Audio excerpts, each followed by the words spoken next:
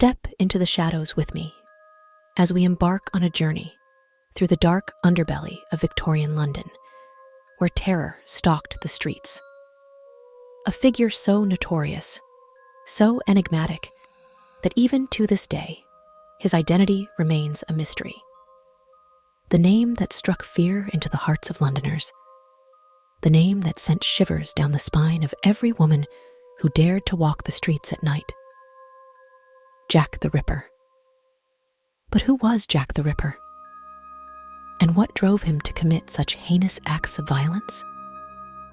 Join me as I dive deep into the dark history of Jack the Ripper, following the clues and unraveling the secrets that have remained hidden for over a century. Jack the Ripper was the infamous serial killer who terrorized Whitechapel in the late 19th century, leaving a trail of blood and mystery in his wake. The Ripper's reign of terror began in 1888. While many are suspected to be his victims, only 5 are confirmed to be so. The first was Mary Ann Nicholas, also known as Polly, who was killed on 31st of August, 1888. The last time she was seen was early in the morning with an acquaintance. Charles Allen Cross then found her body at around 3:40 a.m., and at that time, she had only been dead for around 10 minutes. Her body had been horribly mutilated, as not only was her throat cut, but her insides were spilling out. It was suspected that a 6 to 8 inch knife had been used, possibly a shoemaker's knife, and there were so many injuries on her that it was suspected the killer took 5 minutes to mutilate her body, yet was not seen once.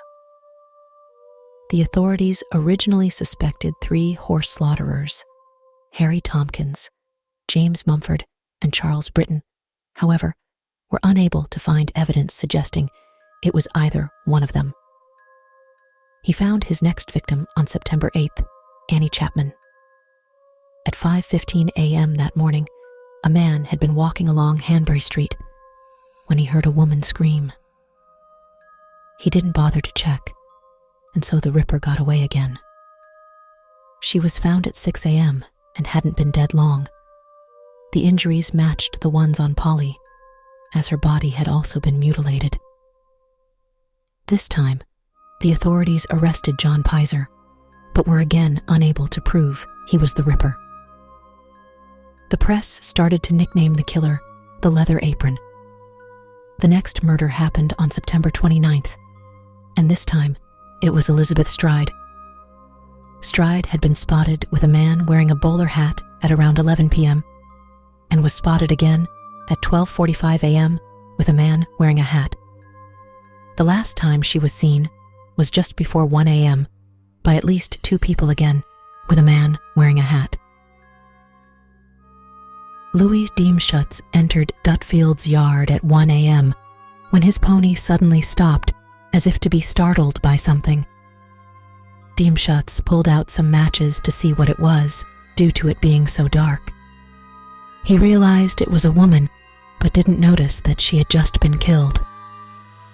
He didn't know if she was drunk or dead, so he went inside the club, got a candle, and returned to the body and noticed all the blood.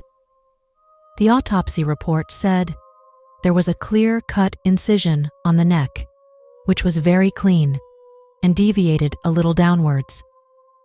This time, however, the Ripper was unable to remove any organs. Maybe he didn't have time due to many families living in that area. However, just 45 minutes later, not too far away, he killed Catherine Eddowes. Her face had been slashed and her throat cut. He had even taken out her left kidney. After these murders, the famous From Hell letter was sent to the police along with a kidney, which made Jack the Ripper explode on the global media. After this, he is known to have for sure done one more murder, this time of Mary Jane Kelly, on 9th November. However, he could have done a lot more beside the canonical 5. The 5 confirmed murders of Jack the Ripper.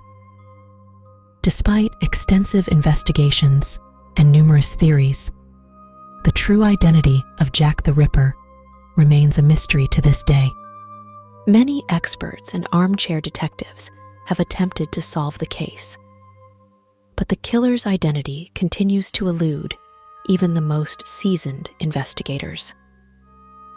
The meticulous precision of his killings, the taunting letters sent to the police, the lack of any solid suspects, all of these elements combine to create one of the greatest mysteries of our time. Jack the Ripper was more than just a serial killer. He was a symbol of the dark side of society. His crimes highlighted the poverty, inequality, and social unrest of the era. The fact that he was never caught only added to his legend, and his legacy lives on in popular culture, with countless books, films, and documentaries exploring the enigma surrounding this elusive figure. But was it all just a game to him, or was there a deeper reason behind his madness? The more we dig, the more questions arise. Was Jack the Ripper a deranged artist seeking his next masterpiece? A disgruntled surgeon extracting his revenge on society? Or perhaps a member of the royal family covering up a scandalous secret?